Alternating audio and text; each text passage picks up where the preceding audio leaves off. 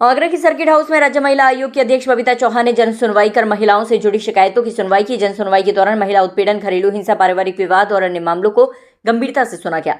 सुनवाई में city magistrate ACP Haripal, विभिन्न विभागों के अधिकारी, जन सूचना अधिकारी और जनपद के अलग अलग थानों से आए पुलिस अधिकारी मौजूद रहे। शिकायत लेकर पहुंची महिलाओं की समस्याओं पर आयोग अध्यक्ष ने संबंधित अधिकारियों को तत्काल कार्रवाई और समयबद्ध निस्तारण के निर्देश दिए। राज्य महिला आयोग के अध्यक्ष बबीता चौहान ने स्पष्ट कहा कि महिलाओं को न्याय दिलाना सरकार की सर्वोच्च प्राथमिकता में शामिल है। शिकायतों के निस्तारण में किसी भी प्रकार की लापरवाही बर्दाश्त नहीं की जाएगी और दोषियों के खिलाफ नियमानुसार कार्रवाई सुनिश्चित की जाए। जन सुनवाई के दौरान एक ऐसा मामला भी सामने आया जिसने सभी का ध्यान अपनी ओर खींच लिया। 75 वर्षीय एक वृद्ध महिला अपने पति की शिकायत लेकर आयोग के समक्ष पहुंची। महिला ने आरोप लगाया कि इस उम्र में भी उसका पति दूसरी शादी करने की तैयारी कर रहा है। मामले को गंभीरता से लेते हुए आयोग अध्यक्ष बबीता चौहान ने तत्काल संबंधित व्यक्ति को तलब करने और पूरे प्रकरण की जांच कराने के निर्देश दिए। महिला आयोग की इस जनसुनवाई में बड़ी संख्या में महिलाएं अपनी समस्याएं लेकर पहुंची, जहां उन्हें न्याय का भरोसा दिलाया गया और संबंधित अधिकारियों को आवश्यक दिशा निर्देश जारी किए गए। ये मेरे हस्बैंड कभी बनी नहीं, उनका कैरेक्टर बहुत ज़्यादा खराब था। जो भी भाई लगती थी घर में वो किसी भाई को नहीं छोड़ते थे। तो फिर मैं 2013 से तो बिल्कुल अलग रहती हूँ और 23 साल से मेरा कोई संबंध नहीं है उस आदमी से। मेरे 4 बेटे थे, बड़े अच्छे थे। जब शादी हुई तब बेटे भी अलग हो गए सब। जो भी मेरे पास था वो सब ले गए बच्चे मेरे। हस्बैंड का दाम मैंने 5 साल का, मेरे पास 1 रुपया नहीं है खाने के लिए। मैं परेशान हो गई। देखो 1.5 लाख में मेरा आपके छोटे की उम्र क्या है? 74 साल। तो आप कह रहे हैं कि वो दोबारा शादी करने जा रहे हैं? हाँ, कहता शादी करूँगा। उसने लड़की भी रखी है, इंदौर में है। उसको इसने इंदौर में रहता था, पहले ट्रांसफर इंदौर में था। तो इसने अपने ATM का कार्ड भी दे रखा है उसको, उसके लिए पैसा डालता है। उसको 2000 रुपये लेके आया अपने यहाँ। तो बोलता है कि मैं इसको रखूँगा, ये मेरे वाला तब तो मेरे वाला।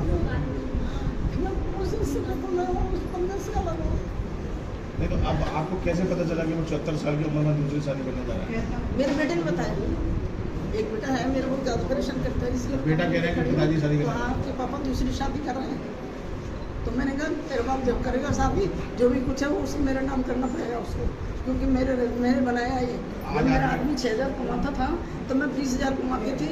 चूड़ी की दुकान थी मेरी, ऊन की दुकान थी मेरी, इलेक्ट्रिक चप्पल की दुकान थी मेरी। जब वो 6000 कमाता था तो मैं 20 कमाती थी। आज वो लोग कहते हैं कि पापा का पैसा है और तुम्हारा कुछ नहीं है।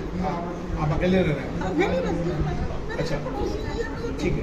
आज आप मुलाकात हुई आपकी बबीता चौहान जी से, क्या उन्होंने आश्वासन दिया? क्या आश्वासन? मैं तो यही चाहती हूँ मेरे को खर्चा दिया जाए, जो मेरा बनता है वो खर्चा दिया जाए। मुझे जो है मेरे अकाउंट में दिया जाए, मुझे भीख नहीं मांगनी पड़ेगी। जब भी जाओ तो कहता है आगे भीख मांगने, आगे भीख मांगने। मेरे को शादी से कोई ऐतराज आपको? दूसरी शादी वो कर रहे हैं? क्यों करेगा? मैं बैठी हुई हूँ। मैंने भी तो आज तूने मुझे छोड़ा है तो मैं तुझे कैसे करने दूँगी?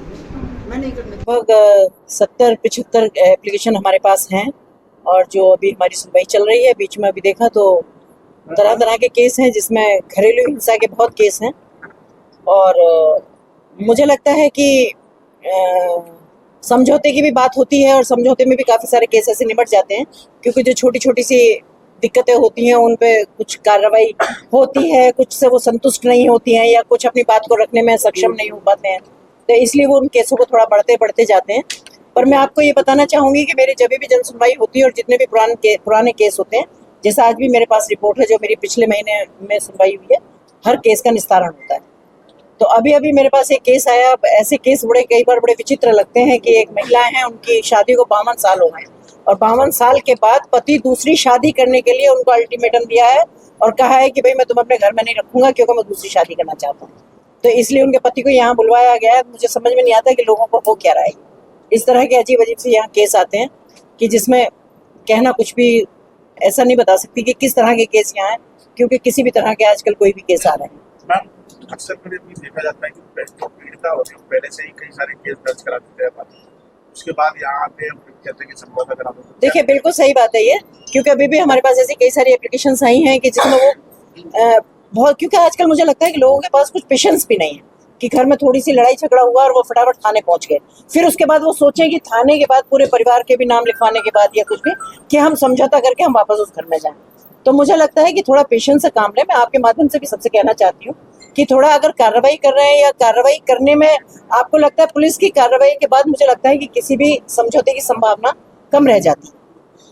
तो मैं तो यही कोशिश करती हूँ कि पहले वो आपस में बैठें, अपने परिवार के साथ बैठें, दोनों परिवार बैठें, दोनों हस्बैंड वाइफ बैठें और जो भी समस्या उन समस्याओं का निस्तारण करें, जिसमें 4 लोग बाहर के होंगे, मैं भी होंगे अगर मेरे सामने भी, क्योंकि बहुत सारे केस ऐसे होते हैं कि जो मैं आए दिन अपने ऑफिस में बैठ के निपटवाती हूँ, जिनकी संभावना ये लगती है कि ये केस अब ये दोनों मिल ही नहीं पाएंगे, ये हस्बैंड वाइफ एक साथ रह ही नहीं सकते। मैं मतलब मुझे अच्छा लग रहा है ये बताने हुए में भी कि मैं ऐसे ऐसे जिनकी संभावनाएं बिल्कुल खत्म हो जाती हैं, ऐसे ऐसे परिवारों को मैंने बसवाया है। तो मुझे लगता है कि कहीं ना कहीं इतनी गलतफहमी थोड़ी होती है और गलतफहमी के साथ साथ वो बातें फिर इतनी बढ़ती चली जाती हैं कि कहीं कोई उनका समझौता कराने वाला ही नहीं होता इस तरह से कि समझौता कराया जा सकता है। तो इस तरह के भी बहुत केस आए हैं, हमने समझाया भी उन्हें कि तुम खिलाफ कार्रवाई कराओगे इतने पुलिस की तो कैसे समझौते की संभावना होगी। मैम 10 में से ऐसे तो- कितने केस आते हैं जो पुलिस कार्रवाई से लेकिन सब सुनवाई होगी उसके बाद?